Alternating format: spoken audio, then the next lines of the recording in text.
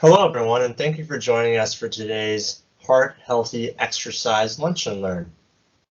We're so glad you decided to join this. This is our second quarterly Lunch and Learn we'll be doing for this core health program. We want you to know that we respect your time. We're thankful for you to give that time to us, and because we respect that, we will take no more than 15 minutes or so to cover this material. If you stick around for the presentation, at the end you will get a code or a code word that you will put onto a Microsoft Forms link on the manageable activity. And once you submit that, you will get 30 points towards your core health campaign for your incentive this year. Please just give us some time to do that after we get those submitted. So let's go ahead and get started on today's Lunch and Learn, which is Heart Healthy Exercise. So first of all, welcome. This is our team that's here to support you for the Core Health Worksite Wellness. My name is Andrew Baker. I'll be presenting today. I'm one of the Worksite Wellness coordinators, and I work with the Core Health program here in Quincy Blessing, as well as up in Keokuk area. Leanne Main, which most of you are familiar with, helps run, or she runs the Worksite Wellness program, the Core Health program for Blessing Health System. And then there's Jamie Cannell, who is a Worksite Wellness Coordinator in the Hannibal area with Hannibal Clinic. And then we have Emily Wright, who's a wellness coach in the Pittsfield area for Illini. So let's talk about what we're going to do today. So here's the agenda. We're going to talk about heart disease in America. This is something that has been a problem for a long time. We'll talk about how exercise can help, the risk of inactivity, the benefits of activity, getting started, the kinds of heart healthy exercise you can do, and then we'll review and give you that code. So first and foremost, heart disease is still a problem. And as you can see on the screen, there are many different kinds of heart disease. Many of us have been touched by this personally or professionally. We know someone, a loved one, a friend, a coworker, a client, a patient who has gone through this and suffered from heart disease and the problems that it gives. And this has been a problem for a long time. And the question that we're asking ourselves today is, will exercise help, and is it really worth it? So just to kick us off today, we have some food for thought. This is a quote from Robin Sharma, who is a famous author. And he says, if you do not make time for exercise, you will probably have to make time for illness. So this quote is not here to shame you or to think like, oh, if I don't exercise, I'm going to get sick. It's not about that. But the takeaway here, at least for us, is that oftentimes the immediate benefit of doing exercise, the tangible immediate things, are not as apparent. Yes, there are some, like it does tend to make you feel better. It can give you more energy and those kinds of things. But a lot of the long-term things that it helps with are hard to see. So the reality of the issue is, if we don't make time for exercise now, we may have to make time for an illness such as heart disease, which could take far more of our time than exercise could right now and even shorten our lifespan. And that should give us some pause and something to think about as we go along with today's presentation. So let's talk about heart disease in America, which we all know is a problem. It's been one of the leading causes of death for a long time. It is the leading cause of death for men, women, and people of most racial and ethnic groups in the United States right now. And it's been one of the top two for a long time in the United States and many other developed nations. So I just want to share some statistics with you. One person dies every 36 seconds in the United States from cardiovascular disease. That's a lot of people a lot of the time. 1 in every 4 deaths that occur in the United States are as a result from heart disease, to the tune of about 659,000 people every year. 805,000 people have a heart attack every year. That's 1 every 40 seconds. So that's not as many people as who die, so we are able to save some, but it still kind of tells us that we're not saving as many as we would like to, and that prevention might be our best strategy. And then here are some risks for heart disease. The top 5 risks include diabetes, obesity, an unhealthy diet, excessive alcohol use, and then the one we're most concerned with today is physical inactivity. So the bottom line up front, the biggest takeaway we want you to have from today's presentation is that physical activity saves lives. And I just want you to note that it doesn't say this exercise program saves lives. It doesn't say that this workout routine or this trainer or the program you found on the internet or the class you take saves lives. Although they all may do that, the big takeaway is that physical activity does save lives.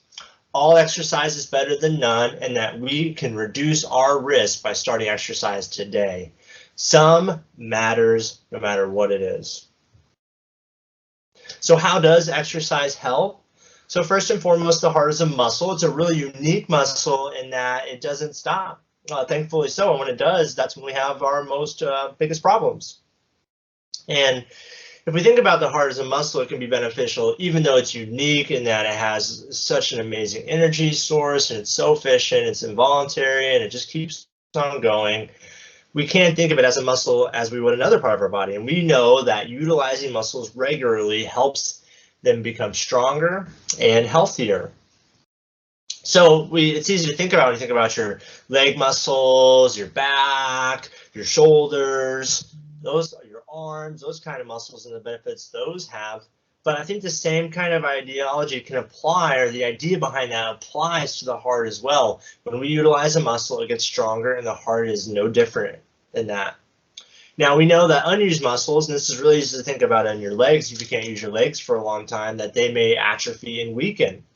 And the heart, while it may not atrophy and weaken in the same way, it does lose some efficiency, and it can get weaker, and that's the thing we want to avoid, especially as we age and go throughout life. And exercising the heart encourages optimum function. So that's really what we want to go for. We want to make your heart work as best as possible for as long as possible. And one of the main ways that it does that is by increasing blood flow. So exercise, as you're probably well aware when you've done it, requires more blood flow. It's what moves that energy throughout your body. It lets you do more exercise. The heart pumps more blood during exercise, and that actually helps the arteries and other blood vessels stay elastic. So more blood flow is better. Blood flow is king. And we want to keep those blood vessels elastic or flexible, because as we age, they naturally start to lose some of that elasticity. And then most of us are familiar with the hardening of the arteries, which is what we think of with arteriosclerosis, where we get that plaque formation, those blockages, which leads to heart disease and all those problems. So if we know that moving blood helps with that, it's something that we can take advantage of now. And then finally, it helps maintain a healthier blood pressure. So we know that exercise does help reduce blood pressure, and too high blood pressure is associated with a greater risk of heart disease. In that some of your blood pressure medications are designed in a way that helps your actual arteries and other blood vessels stay elastic. So if we can do this and help that, maybe go along with that, and work on it in a natural way and kind of concurrence with those medications, that would be a wonderful thing.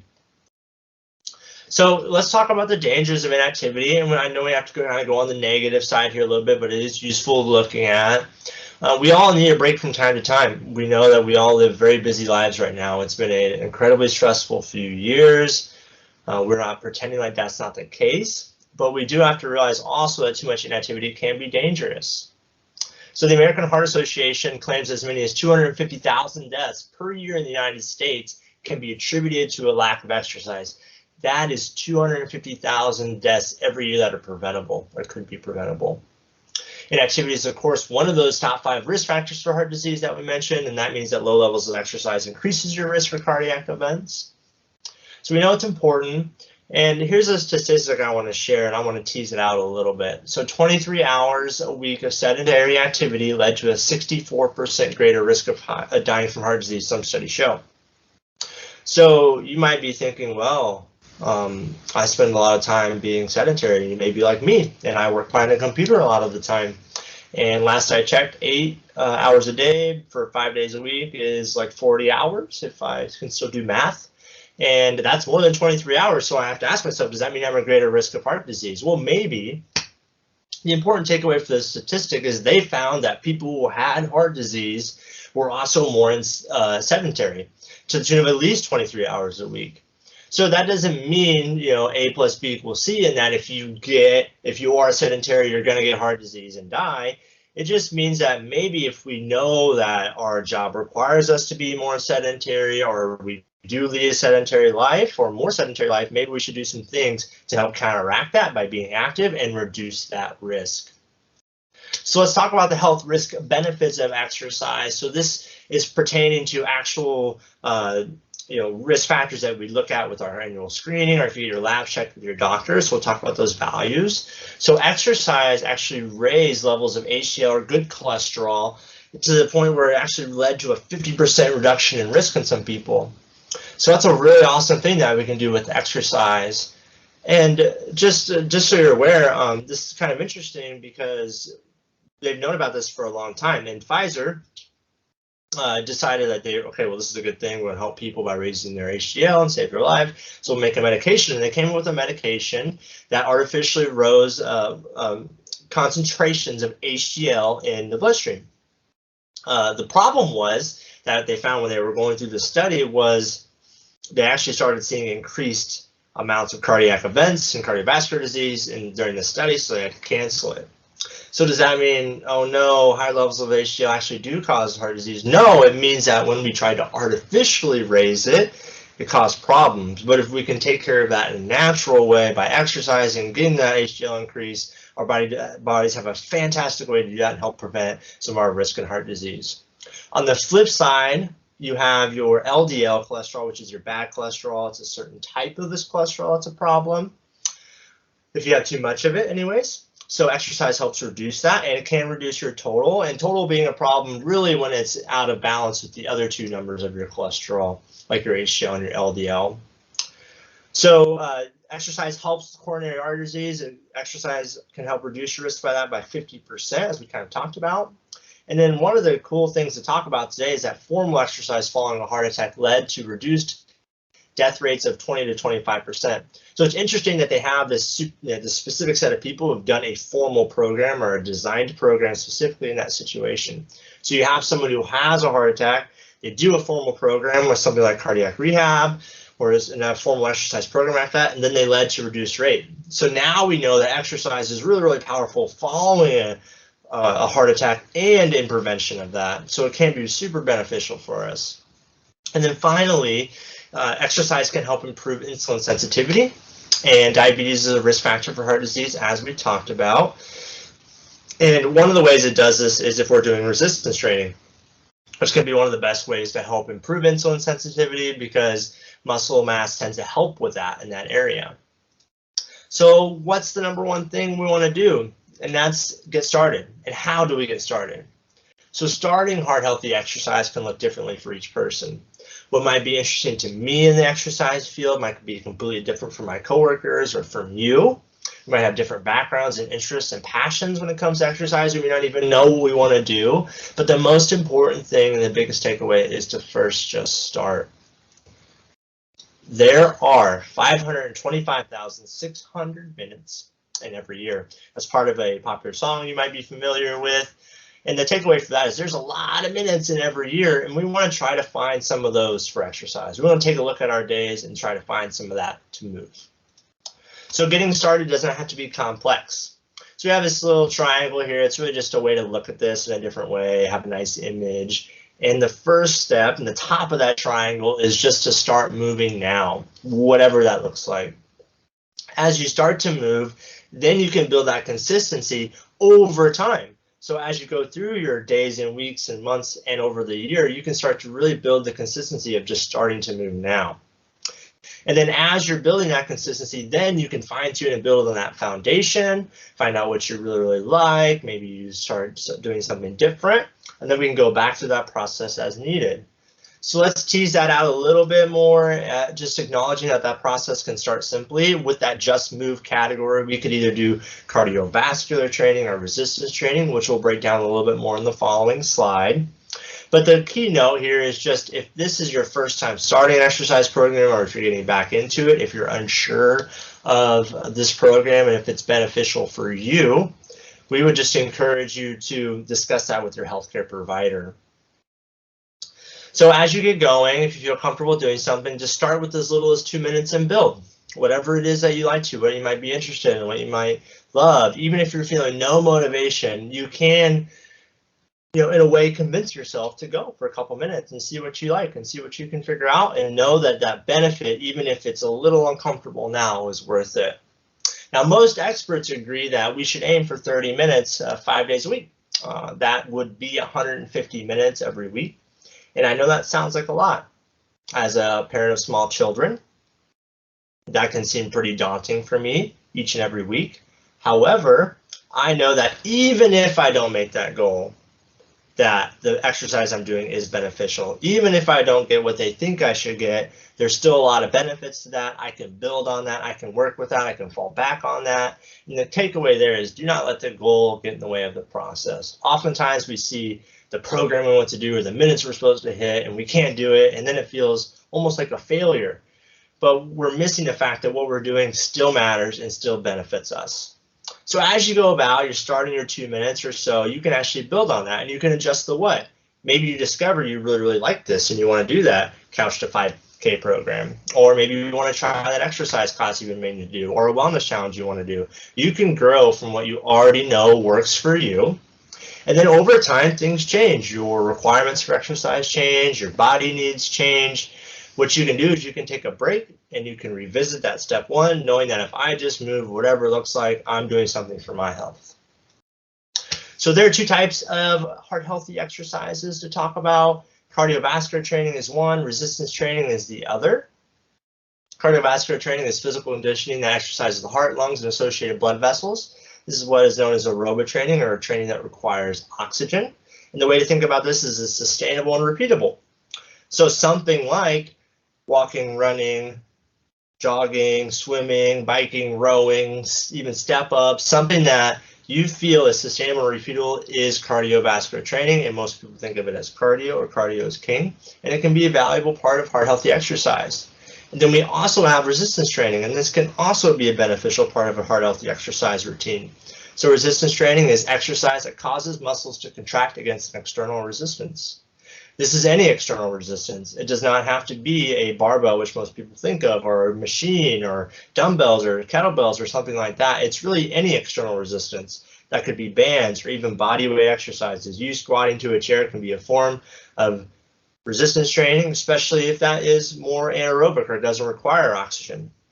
It typically means that there's some breaks needed in order for your muscles to keep doing that, and that's what makes it more look like resistance training. And the biggest benefit here is that it increases lean muscle mass, and that lean muscle mass is what helps us become more insulin sensitive. So we're developing insulin resistance, and increasing our risk for preventable diabetes. And we're not talking about getting big or whatever you may think of when you think of muscle mass. We're just talking about a healthy amount of lean muscle mass. So just as a takeaway, it's not what you do once, it's what you do consistently. One workout a week doesn't sound like much, but 52 workouts a year is starting something. 10 minutes a day doesn't sound like much, but 3,640 minutes a year, which is just under 61 hours of constant exercising, sure seems like a lot to me. A little bit over a period of time adds up to a big result. So let's review some concepts. Heart disease is the #1 killer in America, and up to 80% of those could be preventable. Activity helps protect us, and inactivity can hurt us, as we covered. Exercise helps improve cholesterol, blood pressure, and more. Cardiovascular and resistance training can both be a part of your routine. And then if you forgot everything I said, that's totally okay. The #1 thing is just get started, and just get started with what works for you. Thank you so much for participating in today's Lunch and Learn, for watching this video, for participating. If you want to get credit for this, please just go on to ManageWell and enter in the code word START into that Microsoft Forms link. Give us a little bit of time, we'll submit that, and you'll get those 30 points. If you have any questions or concerns, please contact anyone on the wellness team or myself at andrew.baker@blessinghealth.org. Thank you so much, and have a great day.